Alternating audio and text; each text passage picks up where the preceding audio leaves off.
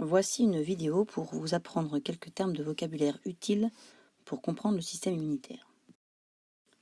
L'un des premiers termes à comprendre est le mot antigène. Qu'est-ce qu'on appelle un antigène?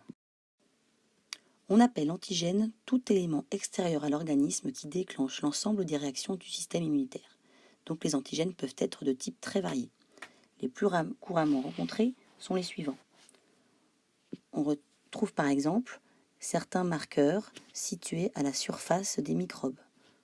Dès que ces marqueurs sont présents dans l'organisme, ils déclenchent la réaction immunitaire.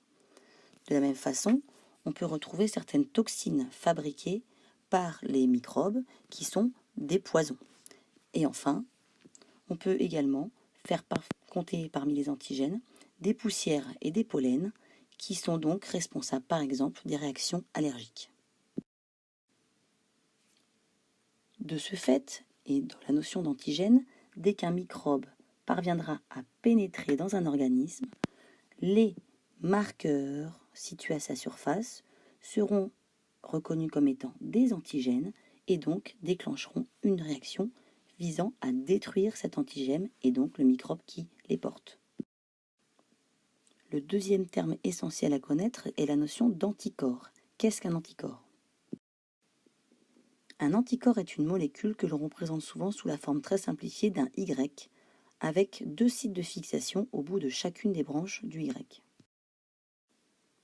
Cette molécule sera fabriquée dès lors qu'un antigène aura été reconnu, puis elle pourra alors circuler à l'intérieur des vaisseaux sanguins et être distribuée partout où sa présence est nécessaire. Cette image réalisée à l'ordinateur reconstitue de manière plus fidèle la réalité d'un anticorps. Donc on revoit ici cette molécule en forme de Y avec au bout de la branche le site de fixation à un antigène.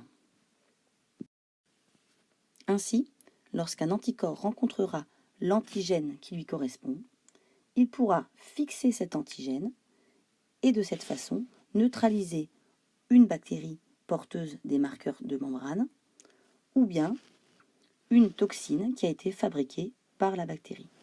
L'anticorps ne va pas détruire ni la bactérie ni la toxine, mais va la neutraliser en la fixant. La destruction sera réalisée ensuite par les phagocytes qui viendront absorber et digérer l'ensemble constitué par le complexe antigène-anticorps.